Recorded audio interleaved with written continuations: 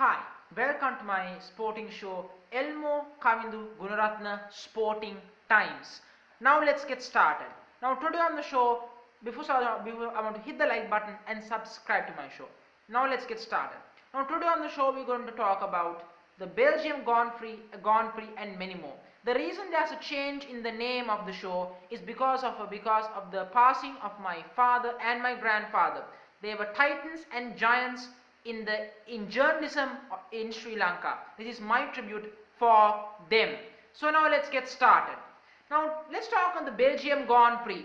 The Belgium Grand Prix was a joke. They only managed to do 2 laps because of unsuitable conditions. They could have cancelled the race, but they didn't. Instead, they just continued the race because they wanted to, because the sponsors were not willing to see a cancelled event. Simple as that. Now because of that, there was a car. The speed car was with them all the time. That's a fact. The pace car was with them all the time, and that meant the race was not intended. You couldn't overtake your competitor or such as that. So the points were just given randomly away, to be really fair. So let's talk about. Now there were 5 vehicles did participate. The winner of the race was Max Verstappen from Red Bull. G. Russell from Williams, Lewis Hamilton, then of course Perez, then of course Sebastian Vettel from Aston Martin coming 5th. Now of course you're thinking, well, that seems fairly okay, right? Yes, but 2 laps in F1 race, people want more. That's a fact. That's why people love F1 racing, but they let the fans down. In the driver standings, Lewis Hamilton leading with 202.5 points with 4 wins and 9 podiums. Max Verstappen second, 199.5 points, 6 wins, 9 podiums. Lando Norris from McLaren, 113 points, 0 wins, 3 podiums. Valtteri Bottas from Mercedes, 108 points, 0 wins, 6 podiums. Sergio Perez from Red Bull, 104 points, 1 win and 2 podiums. Carlos Sainz Jr. from Ferrari, 83 points, 83 and a half, no wins and 2 podiums. Charles Leclerc from Ferrari, 82 points, no wins, 1 podium. So this clearly shows the top 7 best in the constructor standings. In the driver standings. Now in the constructor standings, Mercedes-Benz is leading with 310 points with 4 wins and 15 podiums. Red Bull 303 and a half with 7 wins and 11 podiums. McLaren 169 points, no wins and 3 podiums. Ferrari 165.5 points, 0 wins but 3 podiums. Alpina 80 points, 1 win, 1 podium. Alfa Torino 72, 0 wins, 1 podium. Aston Martin 53 points, no wins, 1 podium. This shows Mercedes-Benz is leading. Because of the unfairness of the race, Max Verstappen now is a lot closer to Lewis Hamilton. And Lewis Hamilton was not shy away from expressing his feelings about the race. And he didn't certainly like it. And many people are saying the FIA simply supported the agenda of the sponsors rather than the fans, and that's not good for the sport indeed.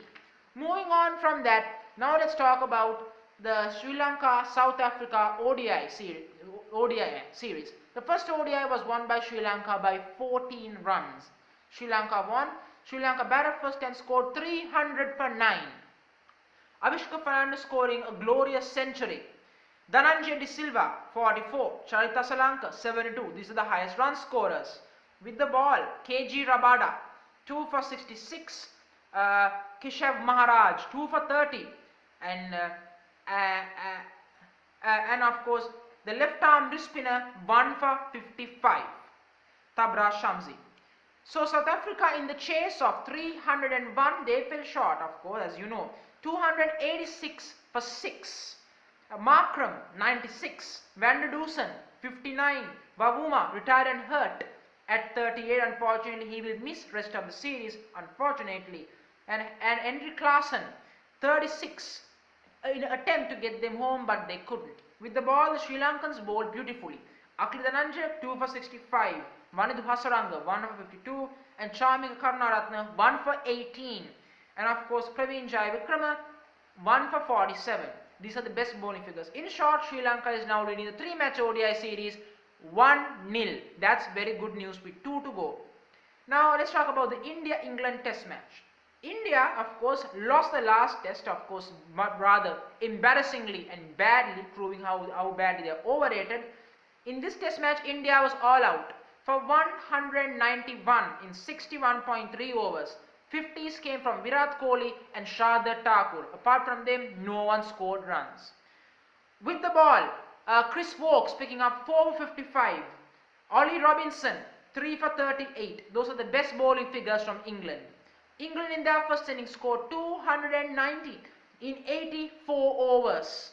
Ollie Pope 81. Johnny Bairstow 37.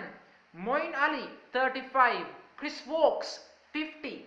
And India with the ball, Louis Yadav making comeback 3 for 76. Jasprit Bumrah 2 for 67. Jadeja 2 for 36. These are the best bowling figures. India at end of the day, in their second innings, they were so far 43 for loss of no wicket. Right now, with Rohit Sharma, KL Rahul 22 and 20 unbeaten respectively.